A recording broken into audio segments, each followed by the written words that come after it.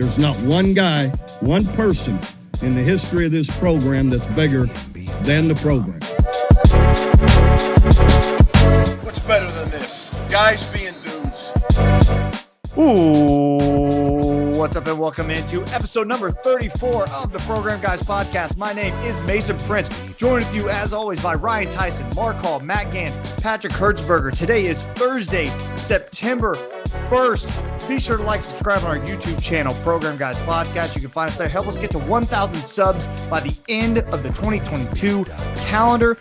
Follow us on Twitter at Program Guys with a Z, on Instagram, Program Guys with a Z. Follow us wherever you get your podcast, Spotify, Apple Podcasts, Google Podcasts, whatever you got to do. Boys, how we doing? It is football time in Oklahoma. We made it. Bring it on, baby. Bring it on. Guys, it's episode 34. It's episode 34, but it might as well be episode 1. Right. The entire history of this podcast has been an off-season podcast. Yep. And we're here now. Made it. Yep. And just so we're clear, fans, you're watching right now, this is going to be our plan for the season. We're going to give you a Thursday show, previewing the game, previewing some college football. And then on Sundays, we're going to try to give you a wrap-up podcast from the previous OU game and the previous college football slate. So that's our plan going forward. You can find that on our YouTube channel, on Spotify, Apple Podcasts, wherever. So, boys, how we feeling? It's officially football season. Give me some juice. Yeah, like you said, many moons ago, we started this podcast in the absolute dead season of nothingness. I mean, no sports pretty much whatsoever. Terrible time to start, by the way. Yeah. Terrible time, maybe. We should have maybe rethought it, but we made it. 30-plus episodes later, we here, and we are less than 3 days away from some OU football. I couldn't be more excited. I know a couple of guys are going to the game. Can't wait to see you guys celebrate. It's going to be an amazing weekend in Norman. Love it. I'm going to the game with Ryan. Me and my fiance going with Ryan and his girlfriend. Mark, I believe, is going as well. He will be there. Patrick will be there. Patrick and Matt will not be there, but we will have fun for all 5 of us. Yeah, absolutely. Sure will. Yeah. Pat, are you going to – what? It's going to be like 11:30? It's going to be noon kickoff here. Noon so kickoff time. Probably invite some people and watch OU football. Dude, I love it. So you're a big like Tennessee guy. Huge. It's actually game day today. You're right. Thursday. It's game day for the My Vols. God. Who are they playing? Yeah. Who are they playing? Josh Heupel, a program guy. Yep. Huge. Yes.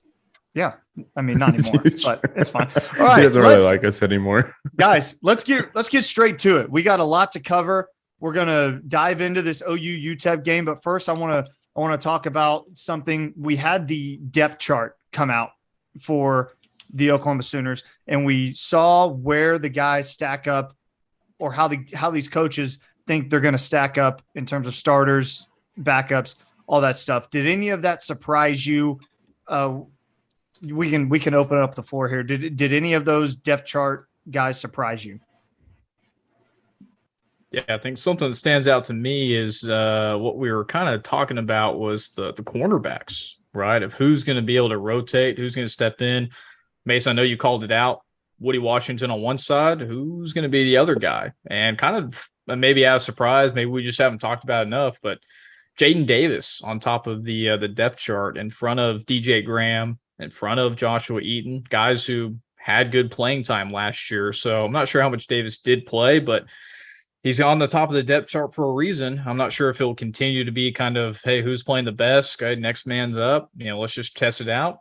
But he's the guy on top right now. So we'll see if he can complement Woody Washington on the other side. Yeah, and I think Brent was asked, that was a surprise to the reporters as well. So Brent was asked that question, and his reaction was, well, who else did you expect there? So it seemed like this was his position to lose this whole time. And Brent said he's been very consistent in practice, so won the job. One thing that has stuck out to me with all of the coaches is creating predictability, which to me is consistency, right? We know what we're getting out of these guys when they step out onto the field. And it kind of makes sense that DJ Graham is not that guy, because we've seen him. He's the big play, but he's not always the lockdown corner that you want him to be, because he's gigantic and huge. Brent said something about not looking for certain body types. it was in regard to the cheetah position, Yeah. but it sticks out here too because Jaden Davis is 5'10", and he's the one that they tap for the job. So yeah, I consistent players. That's what they want. Guys who they know what they're going to get out of. Yeah, and Jaden's been the guy who's been consistent all through camp. That's what Brent said. And from also what Brent said, this depth chart means nothing. It was released on Monday. It means nothing if somebody does something on Thursday to win a job. Like, that's just where they stood at that point. And the depth chart is fluid, and it'll change not only in the middle of the week, but it can change every single week. So that's something that is going to continue, that we're going to keep an eye on. I doubt they release a depth chart every single week. There's no way they do that. But to know that they're constantly going to be evaluating this team, that's what you want to hear as a fan. You want to hear that, like, oh, we're not just going to ride with somebody who is getting burnt toast like they were a few years ago. I think it's going to be a little more evaluation throughout the year, and that makes me feel better. Anybody else before we move on? I mean, I think, we talked about this last week, but Brent Venables is really high on Ethan Downs at the defensive end position. They brought him to media day. Like, this was kind of just telling already, but I think it's big. He's there. Danny Stutzman getting started at linebacker. We talked about him coming in and his leadership position and all of that. I'm excited. I'm excited for this weekend. It's going to be fun. It's going to be great. Go ahead, buddy. I think the cheetah position maybe not have surprised everyone, but definitely intrigued everybody. Like, it was a huge topic in all the press conferences this week. That was cool. For me, though, like, and throughout since he's been at OU, Michael Bounds for me is like the biggest surprise. When he came in, I thought he'd be clear number 2 and even compete for number 1. So to see him not even on the depth chart was kind of like, oh, that's very interesting to me. And that was like my biggest surprise on the depth chart. I liked seeing freshmen make the 2 deep. That's yeah. Not much past that, and we might see some of those guys this week. Like, that, it's a real possibility, especially at right tackle, Mason. If you want to tell why that might be. Yeah, that's what we call a segue. Mark doing a great job at segueing right there. Wanya Morris, the presumably starting right tackle, is reportedly suspended for the first 2 games due to an academic reason. We don't know the for sure reason as to why. This was reported, by the way, by FanSided's Timothy Bailey. That's the guy who's attached his name to the report that I saw. Anybody else see anything different? I haven't seen anybody else confirm this report yet besides that one reporter. But if Wanya Morris isn't ready to go, expect for Tyler Guyton or Jacob Sexton to be that next guy up. Jacob Sexton's the guy who's listed as the backup right tackle, but Tyler Guyton seems to be the leader in the clubhouse for the guy to fill in at that right tackle spot. Hey, Jacob Sexton, Deer Creek, baby. That's right. Deer Creek. Drove through Deer Creek the other day, actually. I went to see a Did football game. Did you say hi to my mom? No, I should have. That's on me. You should have stopped by. I know. So how does this affect the Sooners? Whoa. Craziness. Someone's doing some laundry. Yeah, someone's doing some laundry. That's funny. I like it. But anything to add on the Wanya Morris front? Again, we won't go into massive details because we don't know him all right now, and we don't even know if it's going to be confirmed that he's out. But the reports are he's going to be missing the first 2 games. It's a big deal. I think it's underrated, a big deal. I mean, if a freshman Jacob Sexton's got to step in, or if it's Tyler Guyton, maybe that's who goes in. But it's next man up for at least 2 games. So I'm sure Bill Beaneau's got a plan. I have all the faith in him, but I'm sure there's going to be different line changes throughout the year anyway. Yeah. So it doesn't surprise me. But someone's got to step in, and we'll see it from there. I was actually surprised. We talked about this last week as well, other than the offensive line, was who's going to be our kicker. So we finally got some updated news on that. It's going to be Zach Smith, red shirt sophomore, actually from Bishop McGuinness. I was just reading up on some facts on him. He did have a couple of kicks last year, but he was rated by Cole's Kicking. I'm not sure exactly who that is, as a 5-star prospect. So I'm not sure what that means when it comes to kickers, but it's kind of a question mark at this point because, we've had some bad kicking woes in the past. So let's see how he handles it this week. Got another 5-star, baby. Yeah, that's right. Back to Yeah, we'll see. Back to the Wanya Morris thing. The last thing that I have to add is this: if it is in fact true, it really is going to hurt the offensive line, just because these first two games were going to be so important to gelling and becoming a unit before you get to that Nebraska game, that first road game of the year against a big time opponent like that. It was going to be so important to have all 5 guys, all 5 starters there working and gelling together. And now that there's a wrench thrown into that, and who's to say somebody would have gotten injured anyway and something would have gotten screwed up, but just on the surface, it doesn't seem great. Yeah, Mark. All right. Hopefully my connection is a little bit better. I wouldn't be surprised if Tyler Guyton or Jacob Sexton, whoever they plug in there, if they play well, Wanya Morris might lose his job. Yeah. It's not a game, right? Like if those guys gel and it looks strong on that side, they're not going to mess with it. Yeah. It's just risky, man. I know. Risky to get yourself suspended. I mean, I think it's also telling just kind of culturally that if this is true and it truly is academic related, I mean, BV is making known that like this ain't gonna fly. Like you have to be like on like your shit basically when it comes to academics in order to play here. Yeah. And I think that's super important too for the culture that he's building, and that he wants to see these people and these guys succeed even if they don't go to the NFL or even if they don't make it professionally in football. So I think it's a good culture setting. I think it sucks for Morris, but if it's true, I mean, he's going to have, there's going to be 2 opportunities for someone else to take that spot. Like Ryan said, he's building a culture. We're going to get a first look at that culture. Utep coming to town to Norman, Oklahoma, 2:30 kick East Central Time, 2:30 Central Time kick in Norman, Oklahoma at Gaylord Family Oklahoma Memorial Stadium. The captains for this game: Dylan Gabriel, Braden Willis, Deshaun White, David Agwebu, Justin Broyles. Brent Venables said in his coach's show earlier this week that the captains are going to rotate each week until they get to November. Once they get to November, the guys who have proven themselves the most to be the leaders of that team are going to be the permanent captains moving forward for the rest of the year. And then those guys will be honored at the end of the year banquet as the captains of the 2022 Team 128 team. So I think it's interesting that these are the first 5 guys they're going to trot out there. I don't have a problem with those captains. Anybody else? I mean, this is kind of what's expected, I think. Like I think the Justin Broyles thing is a little surprising, just because he was listed as an or guy. But again, that just goes to show that it doesn't matter. If you're a leader on this team, you're going to be recognized, and that's what it's about. Anybody else? I like the fact that. Sorry, Mark, I completely just cut you off. No, you go, because I want you to go. I want you to go.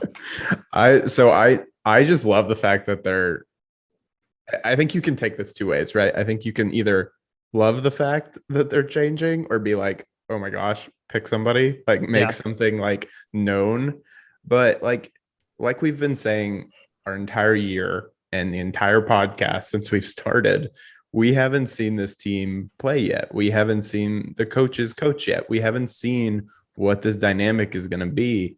And I like the fact that they are going to say, look, we're going to give a lot of people a shot to be a leader on this team, and you need to prove yourself. And if you're able to prove yourself, we'll give it to you fully at the end of the year.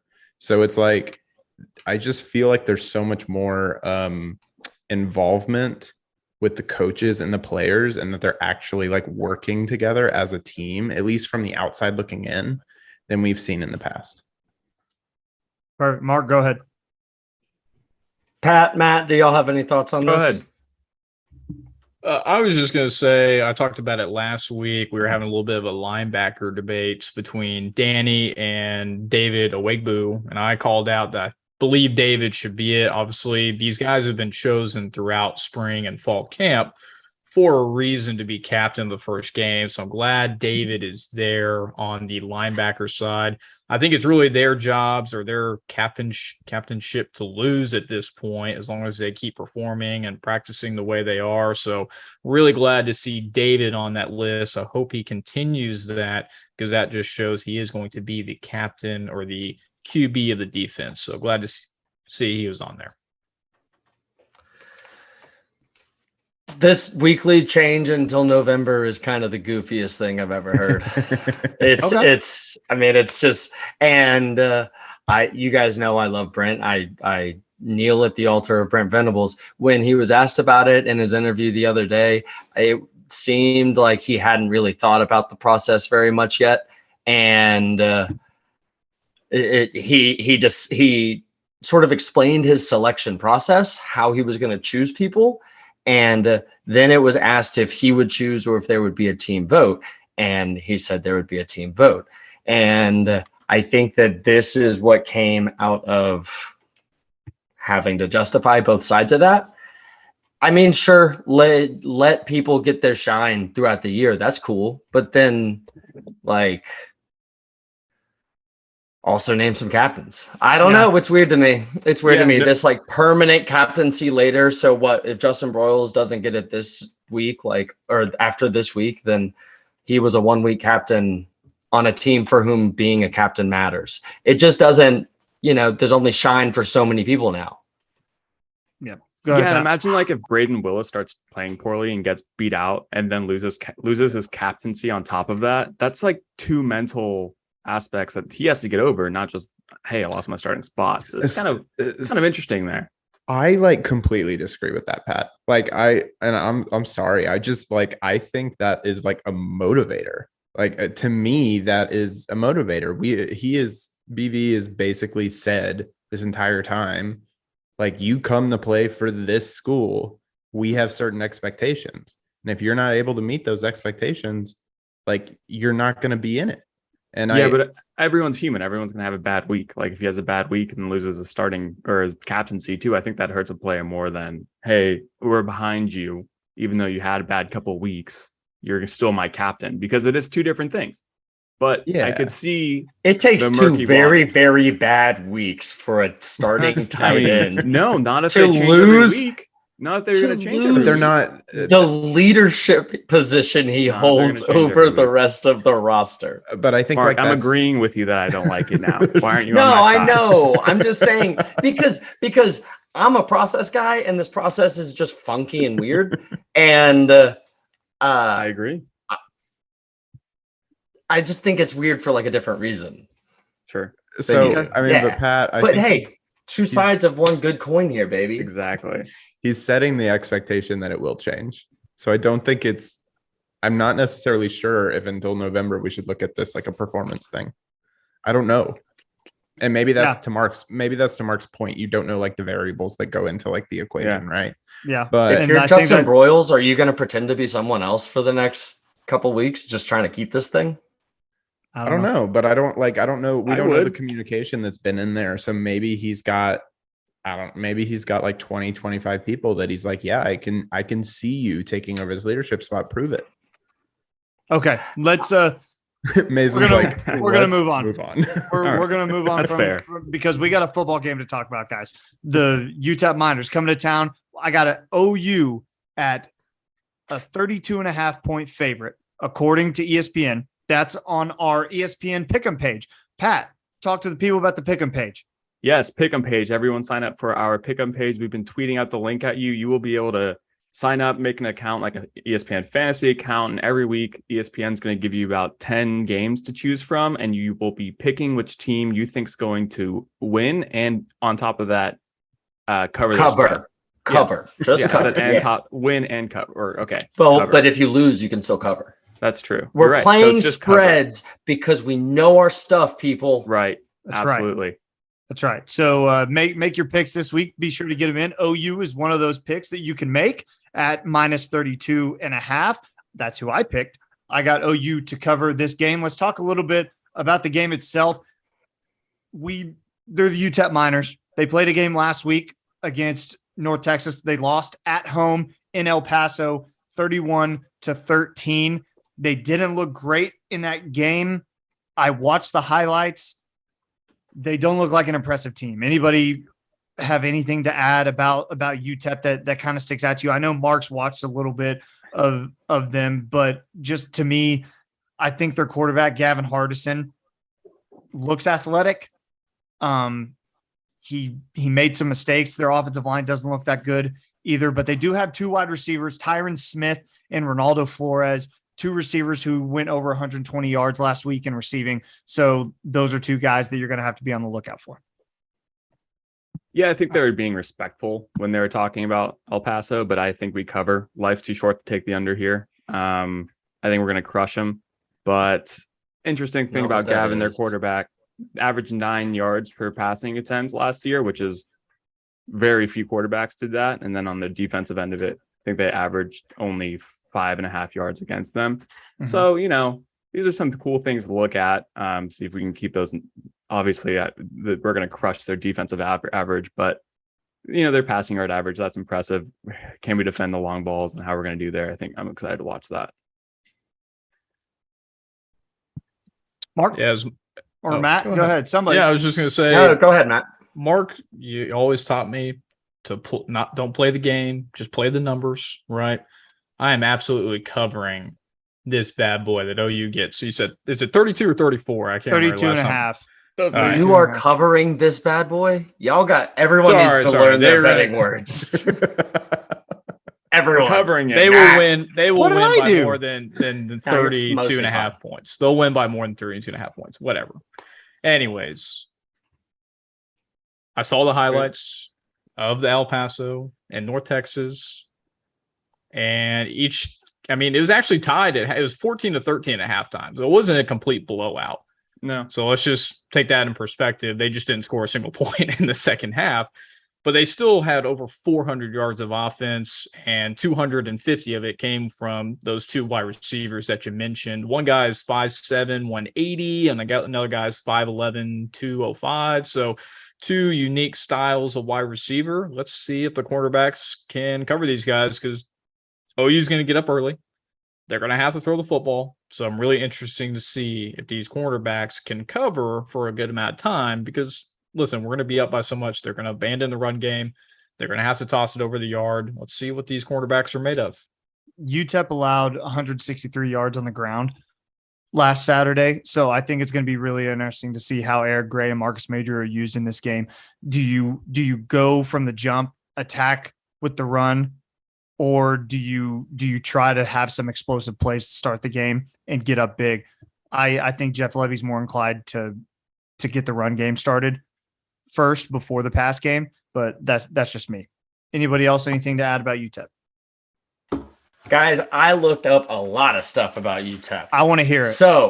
So their top two leading rushers from last year are returning. These guys broke 1,000 yards combined last year. They are seasoned players. They've played in football games. They know what they're doing. Their number 1 and 2 receivers from last year transferred out, but that opened up opportunities for your guy, Tyron Smith, who would have been second on OU's roster with 33 catches last year. He was third for UTEP. I hated it last year. I hated it so much. But the cool thing is that RDB should be able to stay with those guys, right? Because everyone else is like freshmen and JUCO dudes that are replacing these guys. They don't really matter. I'm interested to see how our defensive line goes against them, because I know Mason said that the O-line didn't look good. They have 3 honorable, I'll mention, All-Conference USA guys from last year on that offensive line. Gavin Hardison, he's not very good, right? Like, he's at UTEP, but he was playing last year. They have continuity, much more continuity than OU does. Obviously, we're going to be the more impressive team, right? For OU, but this is a team that's played together and has sort of that seasoning together. When we're on offense, they have 8 returning starters on defense. Look, compare that to us. We have 3, and 2 of them are playing new positions. It's just a different kind of thing. Their defense was good last year too. They have. Sorry, I'm just kind of going off here, guys. No, you're good. I realize that's what I'm doing. Keep going. Their two starting defensive ends last year, both are returning. They had 12 sacks last year, and they've got two dudes who weigh over 300 pounds in between them. So it's a good test for our offensive line to actually really go after these guys because they have size and they have a little bit of talent on them. They have two guys who are all conference USA at linebacker, and they run this 4-2-5. So that's what they're doing. And they're redshirt seniors. So they're both TD Roof.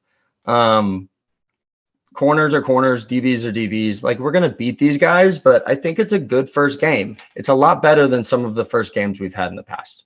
Do you think we cover? Yeah. Yeah. I mean, I know I do. I'm overkill, but I think we cover for sure. Okay. So Mark is these I'm guys glad we're are on the really, same really page. good, but Well, it's 55-3 OU. I mean, we're OU, man. We're OU. Yeah. But the cool thing is we're learning new stuff on both sides of the ball. These guys have a bunch of seniors on both sides of the ball that were playing the same thing last year. It's a good test against a team that knows its system. Yeah. So what I want to do now is I want to kind of go around the horn, and I want everybody to tell me what they're most looking forward to, what they want to watch the most in the game on Saturday. I know I'm kind of putting you on the spot here, so I'll start first. Really, what I want to see from this OU team on Saturday is I want to see a pass rush. I want to see who's going to be able to get to the quarterback, who's going to be able to get to the quarterback consistently, and how much we blitz and how often. That's really what I want to see, because when we play these teams down the line, when you're going to play the Baylors, when you're going to play the Oklahoma States, when you're going to play the big boys, those offensive lines know how to block. And you got to be able to get to the quarterback in those games and be able to change the momentum of games in one play. So I want to see from the jump that this team is able to put pressure back there, no matter who it is. I don't care who does it, if it's Redmond or if it's Ethan Downs or if it's Marcus Stripling, I don't care. Just somebody go do it. That's what I'm looking for. Somebody else go next. Yeah, so I would say mine is very similar to yours, Mason. I'm looking for aggressiveness on defense. But I think that's the game. What I'm also looking at is what is the environment going to be like? I'm extremely excited to just see the environment of the game and BV's first game, how the fans react. I think it's going to be explosive and incredible and all of those amazing things, right? But I'm excited to see that because it feels like we're pulling in a new era here. It begins on Saturday and everyone is looking up and saying the mountaintops that we can reach with this, right? And I'm excited to see that and feel that. So that's what I'm most looking forward to. Yeah, that's a good point, because we've talked a lot how our OU fan experience isn't that great, or at least I'm on this hill, and I don't think it's that great. I don't think we're rowdy enough. I definitely don't think we're as rowdy as an average SEC school. Pat, that you're all right. needs to get way better very quickly. That's why we hired that guy, right? The Vegas Knights guy or whatever. Yeah, so from the maybe Golden it'll be Knights. a better Or experience for the yeah, guys whatever. going to the game. You're going to have to let us know. What I'm looking forward to, because I'll be watching it on a nice plasma screen. I didn't get that ticket to that game, so shout out to you guys who got tickets and didn't invite I me. believe But it was offered. Yeah, I believe I that know, it was just giving you guys a offered. hard And you did time. the thing. I'm And you taking did to the 2 or thing. 3 games. Hey. And you did the thing where you're oh, well, let me check in and then I'll get back to you and we'll talk about it. Anyways, again, I was talking. I was going to go after I Go ahead. Ryan. Real. Well, you weren't really getting to a point, so I was just trying to help you out. I was ending my point. Yeah, Anyways, get it, Pat. I Go. think I'm most excited to see how we're utilizing Marvin Mims and how he's meshing with Dylan Gabriel. I think that's going to be huge from the start. And we have a lot more potential if those two are meshing than if they're not. Love it. Matt, go ahead. Yeah, thanks, Patrick. Great point. Great ending point. Seriously, amazing. Mason, thanks for reverse Unoing. You know me. I love putting people on the spot. I love being on the spot. Okay. And I want to see the offensive line punish people. Look, we're going to score points. We're obviously the most gifted, more athletic team. We get that. We're going to execute. I don't have any, nothing's going to go wrong. We're going to put up 40, 50, 60 points. No problem. I want to see the O-line get on top of people, move some of those guys that Mark mentioned. If they are 300 pounds, bigger guys, I want them to get on people, open up some running lanes for the running backs, and give DG plenty of time. I want to see the offensive line be better than they were last year. This is a great game to prove it. Love it. Mark, round us out, man. So first, I want to touch on yours, Mason. Mhm. The how much they blitz. That's something I'm looking forward to. Yep. That's something. It's something BV is known for, is these exotic blitzes. How much does he do it now versus waiting? Keeping it in the chamber for later. I'm gonna keep on this hill. Does Marcus Major outplay Eric Ray on Saturday? Because I think that's a big defensive line. It's a big set of linebackers. Eric Ray weighs 200 pounds. Marcus Major weighs 230. I think that there's a difference in that, and we'll just see what happens. I think Marcus gets more carries on Saturday. I'll agree with you on that right now. I think he does. But those are our predictions for the game. That's kind of our game breakdown. They'll get more in depth as the season goes along. But I mean, right now, guys, it's Utep. Comment below on our YouTube video. What do you think the Sooners are going to win by? If you think they're going to win, what are you most looking forward to? Let us know if you're going to the game as well. Comment down below if you're going to the game. If you see us on campus, give us a wave. Let us know you're a listener of the pod. We always appreciate it. Thank you so much for your support. By the way, trying to get I would 1,000 lose my subs. mind. I would lose my mind if someone came up and said they were a listener. I know. Lose love it. Lose love it. it. Oh my God. Reminder, if you are watching this video right now and you're not subscribed to our YouTube channel, please subscribe. Trying to get to 1,000 subs by the end of the year. Just surpassed 700 earlier in the week. Thank you so much for subscribing to the show. All right, guys, a little recruiting news. Exciting weekend for the Sooners last weekend. Big. Massive weekend. And who are the recruits that we just got? Who that committed? I'm blanking. Anthony Evans. Anthony Evans and Makari Vickers. Thank you. Good Lord. I'm the worst host. I'm the worst host ever. Anthony Evans, Makari Vickers, 2 4-star prospects committing to the Sooners. That's huge for them. Also saw that we have David Hicks, a 5-star defensive lineman, 6'4", 270. He is crystal balled to come to the Oklahoma Sooners by Parker Thune of 24/7. He is visiting Norman, Oklahoma on November 19th.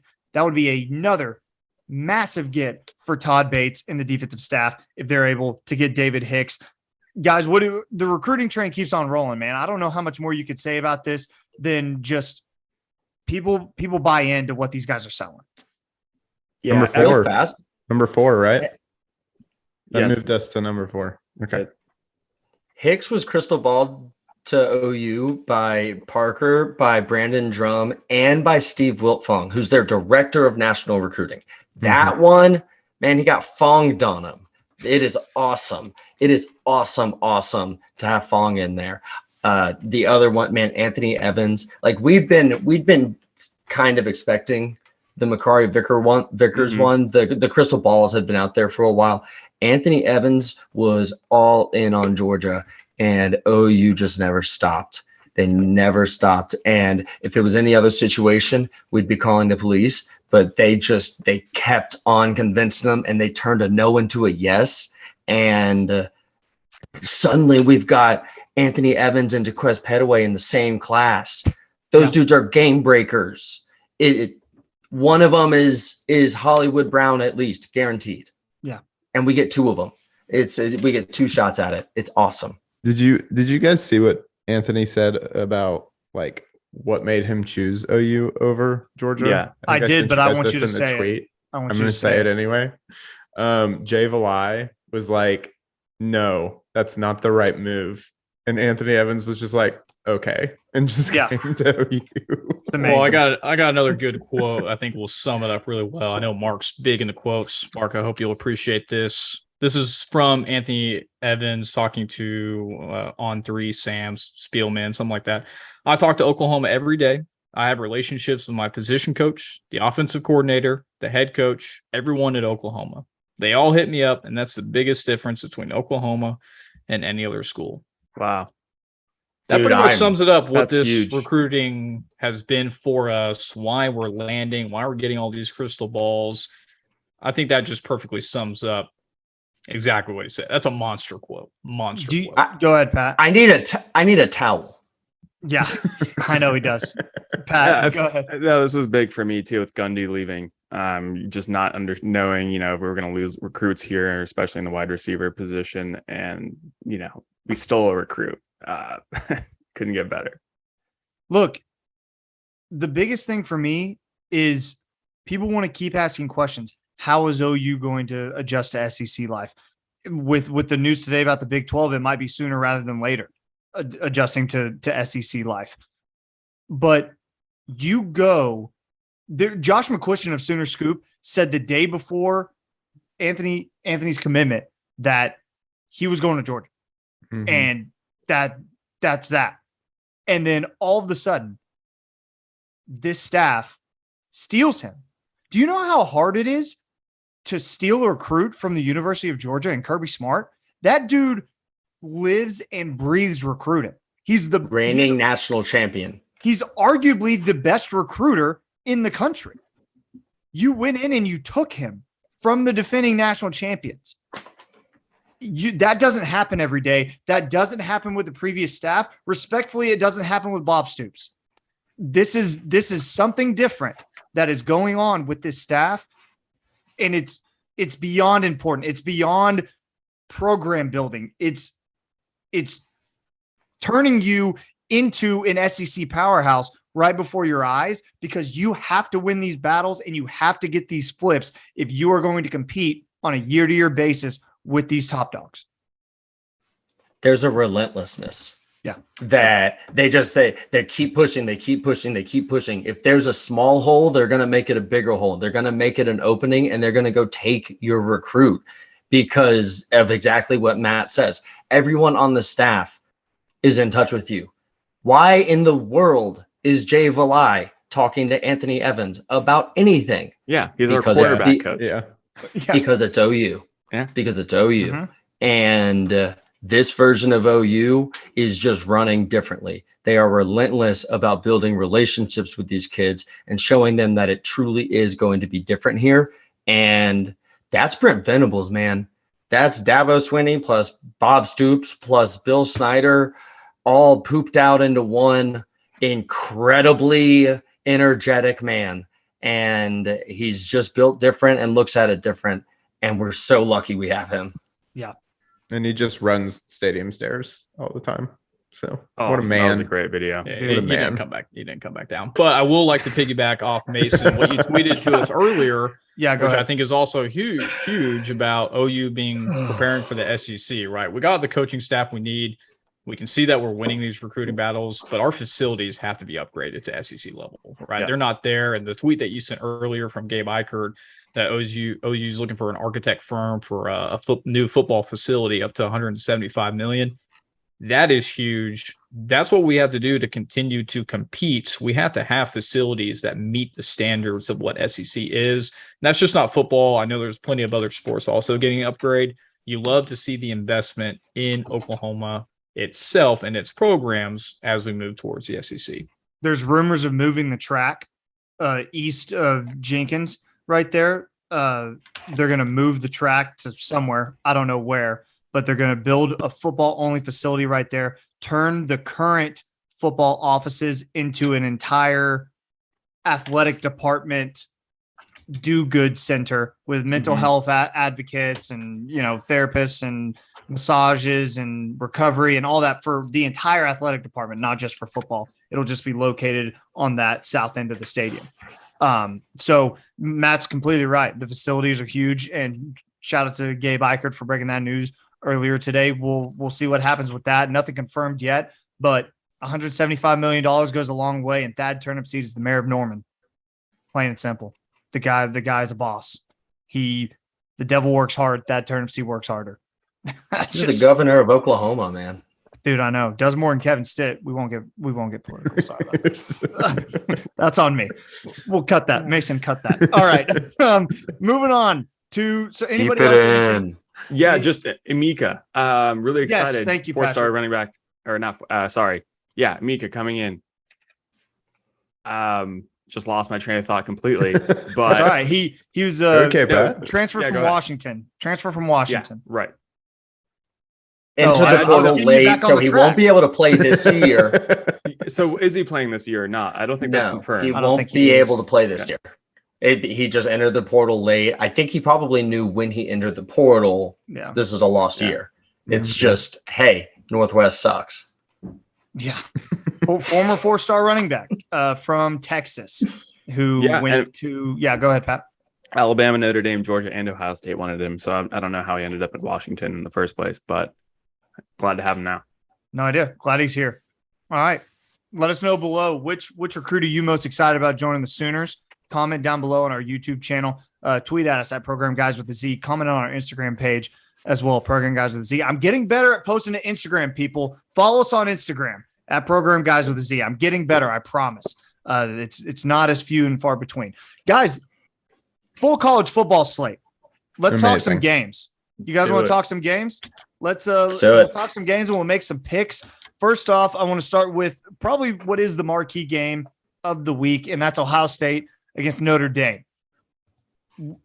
Opening thoughts when you see this game on the docket. I think Ohio State wins. I don't know what that Marcus Freeman team is going to look like, but I feel like we're about to find out. Isn't the line on this like 17 a lot or something ridiculous for like a 4 and 5? 14 and a half.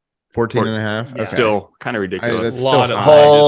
Hold on. That's in the 14 and a college. half. That's the college pick. Yeah, in our pick'em is not what it actually is, though. Okay. What is it? What is it actually, Mark? Let me find it.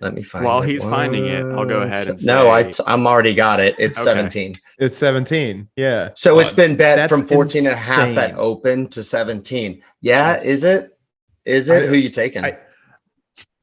I don't know. I mean, but like they Ohio have State's who you're probably taking. they have this is like what? This is 2 versus 5? 2 versus 5. 2-5. 2-5. That's pretty lopsided for 2-5. But I mean, everything going into this season it's the top 3 of Alabama, Ohio State, and Georgia versus everybody else. So does it really surprise me? No. I think it's a lot.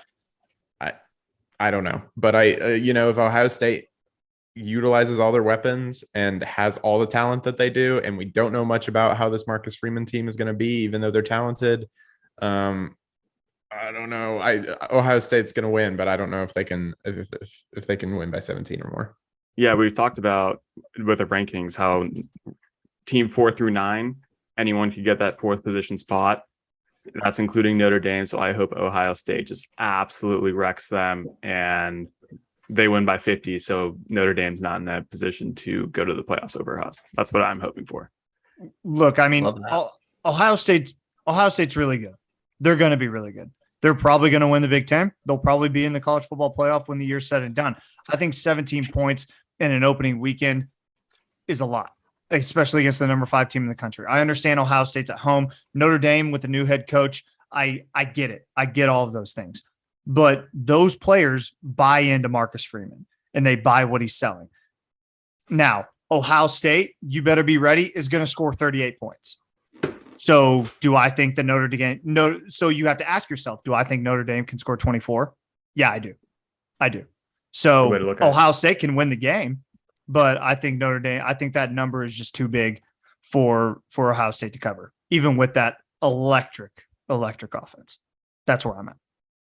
You saw what happened last year. Was it week 2? Oregon went into the horseshoe, and no one thought they were going to win. They thought everyone was going to blow them out.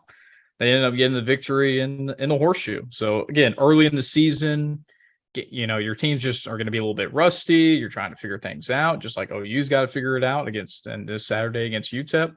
These teams are going to have to figure it out. And 17 points is a lot of points for a team. But we'll see. Ohio State's going to have one of the top offenses in the league, and they have 2 first-round wide receivers probably again. So Ohio State's bringing back their starting quarterback, their starting receiver, Jackson Smith-Njigba, another good receiver that Matt alluded to. I don't remember his name. Travion Henderson, probably the best running back in football if you're not a Bijan Robinson guy.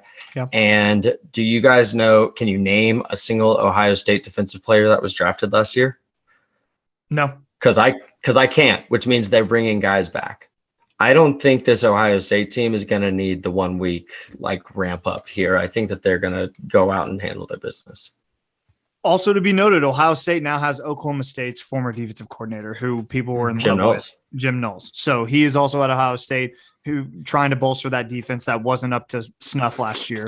I think they're trying to figure that out. So that's something paid to be DC, noted. Yeah. highest paid DC in the country to be there. Yeah, go ahead, Ryan. Did I interrupt you or no? No, you didn't interrupt me. All right, perfect. Let's move on then. Arkansas hosting Cincinnati. That's a 19-23 matchup. Arkansas 6.5-point favorites at home. Over under set at 52. Look, I've said it before and I'm going to say it again. Watch out for Arkansas.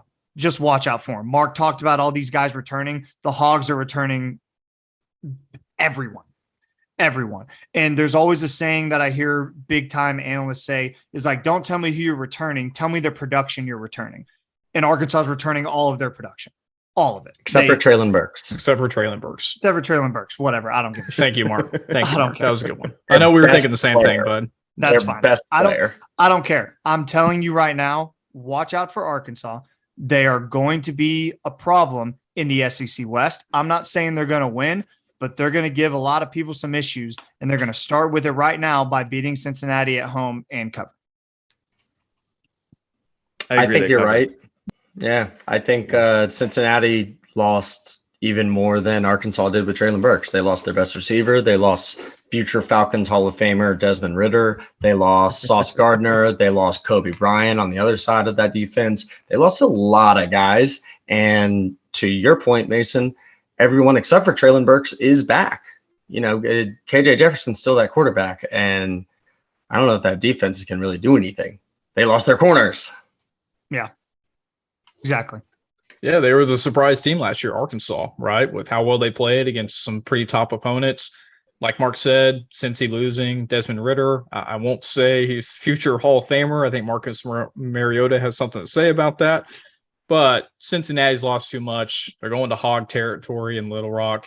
And I think they're going to Fayetteville. I think they'll easily cover the 6.5. Sorry, I've clearly never been there. So. No, you're all good. To Matt's credit, Hawks, they used to split home games. They used to play half in Little Rock and half in Fayetteville. That's what I don't do remember. that anymore. That's what I You remember. only do it in Yeah, Fayetteville. That's of course what Matt knew as a giant hog fan. Correct. So yeah, Big college football guy. What a weird setup, man. Hey, they you stopped get to doing host yeah. maybe 3 games a year. Yeah, they stopped doing that a couple years ago. When Arkansas would host the LSU game, which was the biggest game of the year, it would be in Little Rock. It was a joke.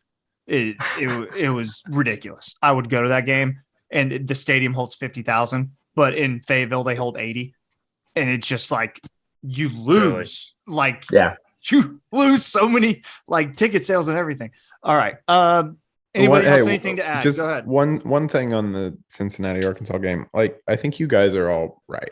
You know, Arkansas is bringing a lot of people back. Cincinnati lost a lot of people, but Cincinnati has a fantastic coach that I think is better than Arkansas's coach. Disagree. Personally. What position does he play on the field? Doesn't matter. What are you talking about? Great point. Explain that. Does he to play me. quarterback, or was that used to be Desmond Ridder? I forgot. My mind is. It was Desmond Ridder. Was it? Okay, gotcha. That's right. Okay. No, All give me Sam Pittman. Yes, sir. That's who I got. I love Sam Pittman. He's a great guy. Pat, anything to add? SEC? You gonna Arkansas. go SEC here? Yeah, Arkansas. But Wow. another team that will cause a lot of trouble in the SEC will be the University of Tennessee. Okay. Please I don't just start. am not as Please don't sure, start. man. I just wanted to agree. I just wanted to add someone in the East too. No. Okay. Great. Love it. Let's move on. An SEC East team that's going to have to deal with Tennessee, Georgia taking on Oregon in the Chick-fil-A Kickoff Classic. Is it Chick-fil-A? Who cares what the sponsor is? They're not sponsoring us. It is Chick-fil-A. Okay. It's in Atlanta at Mercedes-Benz. Still not sponsoring us. I know. It's messed up. Really? It's really messed up. Georgia, number 3, Oregon, 11. Georgia, 17-point favorite to beat the Ducks. Quack, quack. Over under set at 53. Who wants to go first? Who you got? That's a lot of points, man. Yeah. Too many. And they're gonna still cover it. Yeah, I think they're Because everyone behind the guys that left are probably as good as the guys that left. You don't Mason, you called Kirby Smart probably the best recruiter in the country, and he is. And they also developed those guys at the same time. They are probably going to be as good this year as they were last year. And Stetson Bennett is not good at football, but he is continuity for the offense. And that is a big deal when you have athletes like Georgia does. So, yeah, Georgia probably chugs along, I think. Do you put any stock into the Dan Lanning revenge game? I don't think No, I do. because I don't think Dan Lanning is like him, you know? Yeah. I don't think Remember when people wanted OU to hire Dan Lanning? dude, I have some takes back then that weren't good either, man. Oh, that was the worst take. He was the man. DC for Georgia, right? Yeah, he was. Yeah. First year head coach of Oregon, former DC under Kirby Smart. It's always interesting when coordinators play each other, kind of the mind games that go on. Obviously, he's been part of the program. Dan Lanning has for quite some time. Like Mark said, I mean, they lost like 7 or 8 guys Georgia did to the NFL draft on the defensive side. They're going to have guys behind them. 17 points is definitely a lot, but I made the mistake of betting against Georgia numerous times last year, and I got bit in the butt for it. So I'm not going against them. I'm taking the points that Georgia's going to cover. Georgia covers because there's no way in hell that Bo Nix is going to do anything worth a damn for that Oregon team. There's just no shot. Good point. Bo Nix is a bum. He's terrible. I can't believe he's going to start for Oregon. They're going to eat him alive with that defense and Kirby Smart. I mean, the game, I think Georgia covers and they could win 17-0. And that's not covering. So 20, let's call it 20-0. To push. You could push. Yes, you could, but I have Georgia to cover. I just think they're going to be good again. I think it's going to be an Alabama reload situation. Like, it doesn't matter who they lost. Like Mark said, with the way Kirby recruits, and he's recruited over the past 4 or 5 years, they're going to be just fine. Anybody else? Anything to add on that game? Ryan, did you make a pick? Did you make a pick, Ryan? No, I didn't make a pick. I didn't make a pick.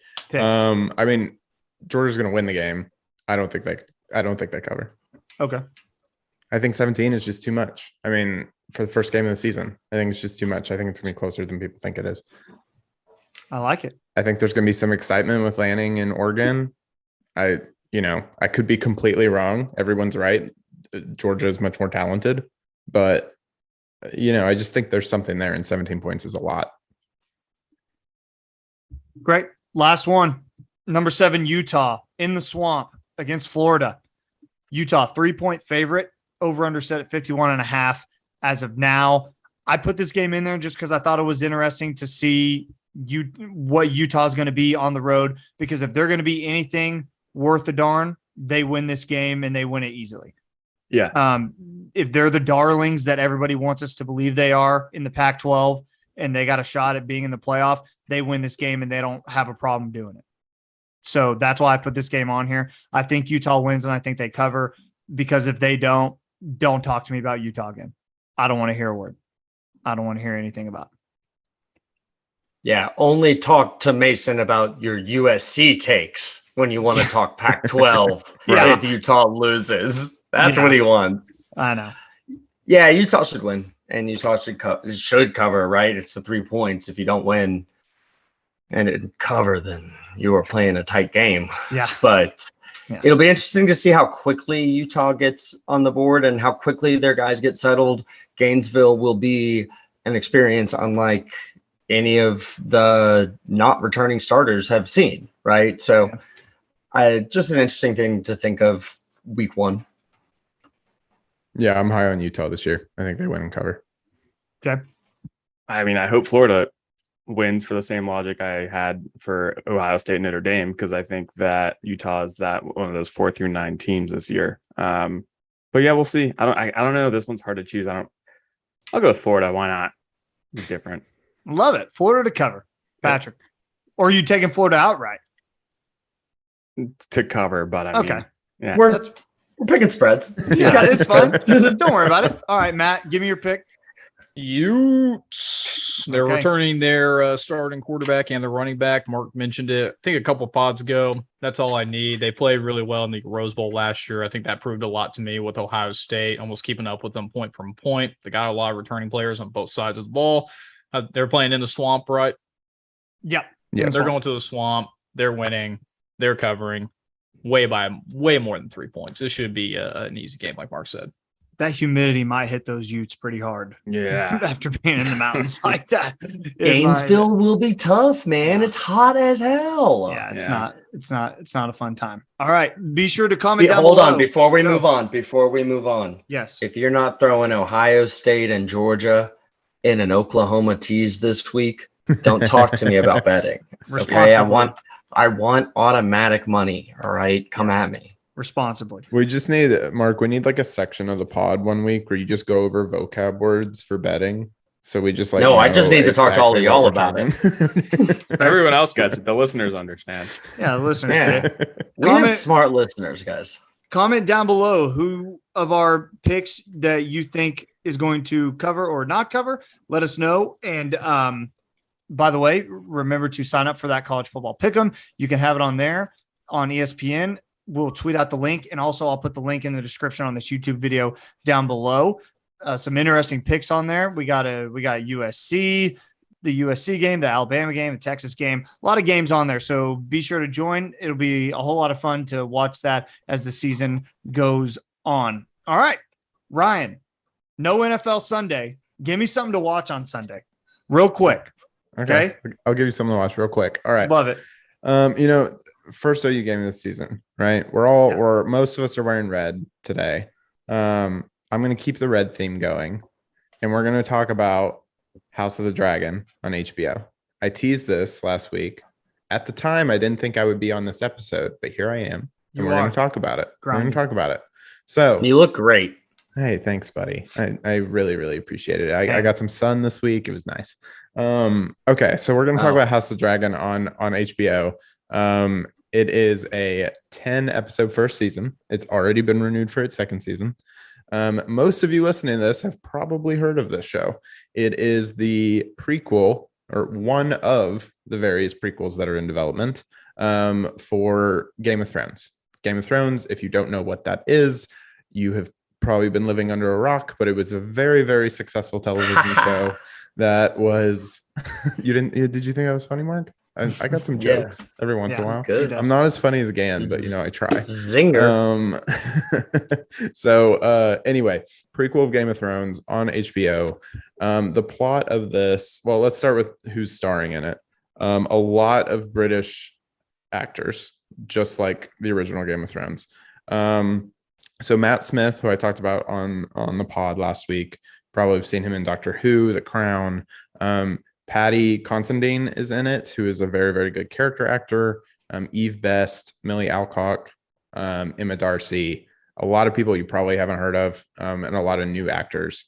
They're doing something very similar that they did with Game of Thrones, where they are bringing in some of the veteran British actors, and then they're bringing in a bunch of new people who you've never seen before, who are going to break out and be gigantic stars eventually. So very, very similar. They're following kind of the same themes there. The plot of this show, it's set about 200 years prior to Game of Thrones. And it really tells the story of a civil war between two sides of House Targaryen, which, if you've seen Game of Thrones, that was the house that Dany, one of the main characters, was a part of. And she was the last Targaryen. And this civil war brought down the reign of the house of Targaryen, who was basically the king and the queens and everything of the entire country of Westeros. That was where Game of Thrones takes place. So I'm not really going to get into a bunch of details because this show is so much fun to get into and really like dive into. This show is based off two books written by George R.R. Martin, just like Game of Thrones was, that tell the entire story and are out and finished. So unlike Game of Thrones, everyone knows if you go read the books, you will know how this is going to end. They say they're going to make 4 to 5 seasons of this, probably, to tell the entire story. It takes place over decades. So even just the first season spans 20 years or so, is what it's supposed to be. So a lot of these actors are playing, there's younger versions of the characters, and then different actors are playing older versions of the characters in later on episodes. We haven't gotten to that point yet. We're only 2 episodes in. but we will get that by the season's end. A barrier to entry here, we always start with that. If you don't like people just like talking in rooms and like people talking about like political stuff and like all of the interesting concepts that go along with that, like Game of Thrones, you're probably not going to like this show. You're probably going to think it's a little boring. Let me cut in because when Ryan says political, he makes it sound boring, but really it's like the machinations of kings and queens and knights trying to advance their standing within a world designed to not allow them to. And the main character of this one is this super powerful young woman named Rhaenyra, who rides a dragon, and she is named heir to the throne. And then they want to take it from her. And I don't know what else is going to happen from there. But honestly, I think I summed it up more funly than you did, Ryan. Okay. The only barrier to entry here is that you haven't watched Game of Thrones yet. It's the only barrier to entry. And honestly, just don't watch this if you haven't watched Thrones, because all this is Game of Thrones, Rise of Skywalker, but better made. Okay, it's going to hit all those fun spots from Thrones. It's a lot of fun conversations between people with like different agendas. It's awesome, but like they're using the Game of Thrones theme song for a reason. The whole thing is we just want to scratch this itch a little bit more. I'm so sorry, Ryan. I had to.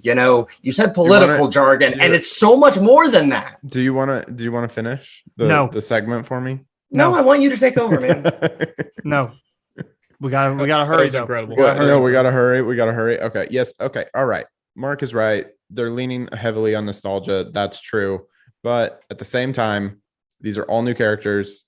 Most of these, like, none of these characters were in Game of Thrones. We'd heard about these characters because this takes place 200 years before. So yes, it taps into it. It taps in that world. And I know I got to hurry through this, Mason. So high points here. You're good. One of the best ones is, to Mark's point, it's so good to be back in this world and so good to be back just like in this thing that George R.R. Martin has created that is like incredibly well done. And it's just like a lot of the same people who are coming back to do this show are the people who did Game of Thrones, and great directors, great writers, great actors. Like a lot of things are the same here.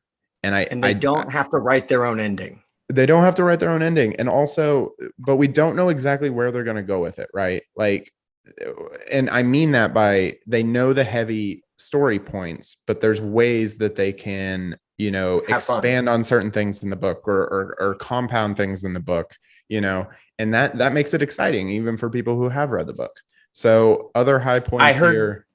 I'm sorry, I heard today that all of episode 2 comes from 4 pages within the book.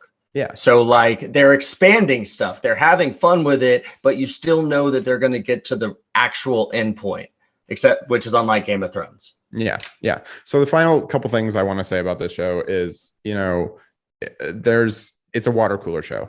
Like the first episode and the second episode were both watched by 10 million people. For HBO, that is insane. There's a lot of people. Your friends are probably talking about this on Twitter. And by your friends, I mean me. I'm probably talking about this on Twitter. So like get involved with this stuff. This stuff is so fun to watch with 10 million other people all at the same time. Right. And it makes it so exciting. And this is like what makes television so great. And something that like, and it's a damn good show too. It's really well made. It's really well acted. All of this stuff. Like watch it. It's great. So far. So far. Last thing I want to say, there's dragons, people. There's really beautiful rendered CGI flying lizards in this show, and they have personalities and they look different than Game of Thrones dragons, and it's great. So go watch it. Pat's so hard out when you said dragons. Speaking of Patrick, let's move on to our PGP MVPs of the week. Patrick, start us off. Yeah, we've already talked about him a lot this podcast, so I won't go in depth, but mine's Jay Valai. I think he just needs to be highlighted for his recruiting efforts, and Evans was a huge get at wide receiver, him being our cornerback coach and still developing that relationship from someone who plays on the other side of the ball is just something really special. And that's why he's my MVP of the week. Love it. Matt, who you got? Yeah, it's a tough one. It's been a little bit kind of low. Nothing's really popped out, which is what comes to mind. It's football season. It's football season. From here until God knows when, there's going to be college football, NFL football. I can't wait to just sit my cushy butt on my couch from Saturday to literally Sunday night after the Sunday night game and do nothing but watch football. That's my MVP. Football season starting. Love it. Love that. My MVP of the week is Fabio Carvalho. He is a player for Liverpool. He is a 20-year-old. So this is his week. Saturday, scored his first Premier League goal for Liverpool on Saturday in a 9-0 win against Bournemouth, a Premier League record for goals tied, by the way. So Fabio, 1 goal. Turned 20, 2-0 on Tuesday.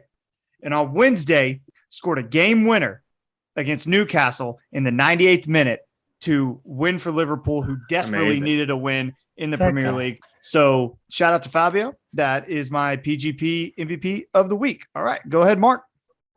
Yeah, going into football season, I'm going to go with OU donors. Last year was the highest fundraising year on record, and Thad Turnipseed is getting this new facility because of the people who showed out whenever Lincoln walked out. Yeah, I landed that. That was smooth. That. Smooth. Truly, none of it happens without people emptying their checkbooks to make it happen. And that's a big deal. I hope to one day be at a point in my life where I can give more money than just what I absolutely have to for football tickets. So, OU donors, you guys rock. Keep it up. Let's be great. Ryan, wrap us up, man. Yeah. Okay. So I'm gonna go with TV nerds like me because, and Mark knew I was going here. I just got done talking about House of the Dragon, but I need to bring up that a show is premiering today. The most expensive television show ever created is premiering today, and it's called Lord of the Rings: The Rings of Power on Amazon. Really good early reviews coming out of it. Extremely expensive. Once again, going to say that. You have 2 juggernauts going against each other right now, and as TV viewers, we're just feasting. So I'm excited. Oh God! And here comes Mark. Mark's got the hat on. What are we doing? I love it. What are we doing? Brought my bucket hat out for the hot take. Lord of the Rings, Rings of Power will not be successful. Yeah, it's gonna It suck. just won't. I'm not saying it'll be bad. I'm not take. saying it'll be bad, but here's the thing.